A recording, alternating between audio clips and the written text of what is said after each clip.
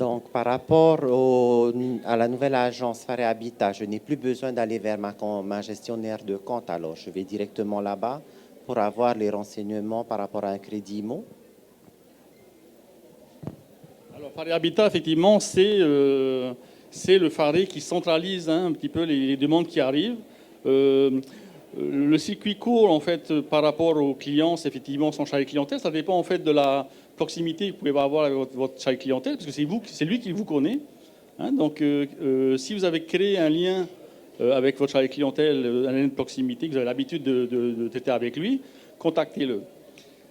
Phare Habitat est ouvert à tous les clients de la Socredo et même aux non-clients de la Socredo. Donc, vous pouvez également aller à Phare Habitat pour demander un rendez-vous et faire une étude de faisabilité.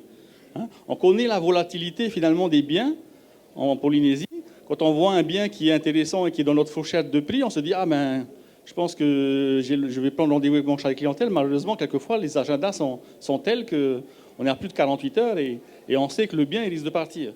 Donc, du coup, foncez à Phare Habitat, obtenez un rendez-vous rapidement, on va vous faire votre étude de faisabilité et à ce moment-là, vous repartez avec une décision.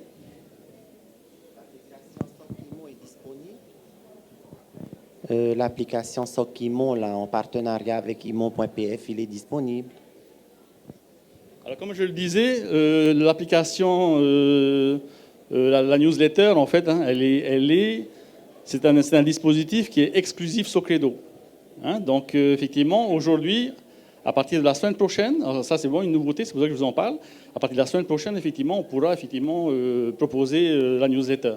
Il faudra se rendre, aujourd'hui en tout cas, à partir de lundi, en tout cas à l'espace à Phare Habitat, pour souscrire à cette newsletter. Voilà. Hein. Donc c'est vraiment une aide pour la recherche. Voilà. Excusez-moi.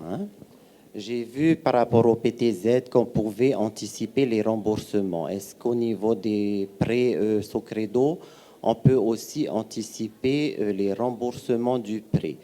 Et par rapport à l'application Socredo, j'ai un monsieur qui est à côté de moi.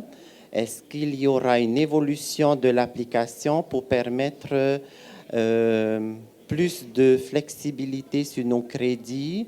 Admettons, j'ai un crédit immobilier, j'ai payé toutes mes charges, j'ai 100 000 francs qui me restent dans le mois et j'aimerais bien anticiper ce remboursement de crédit immobilier, éventuellement PTZ. Est-ce que dans l'évolution de vos dispositifs, on peut prévoir ça? Alors, commencer par le remboursement anticipé. Les remboursements anticipés, en fait, ils sont soumis à des montants minimums. Donc, ça ne va pas forcément être possible de le faire sur une application. Ce n'est pas parce qu'un mois, tu as 100 000 francs, par exemple, tu vas pouvoir solder un crédit comme ça. Il va falloir effectivement peut-être constituer d'abord une petite épargne et à partir d'un certain montant, pouvoir le solder. Ça va être compliqué de le faire sur une application. Parce que du coup, il y a derrière d'autres paramètres qu'on doit prendre en compte. C'est est-ce que tu veux garder la même durée de remboursement ou est-ce que tu veux la réduire, etc.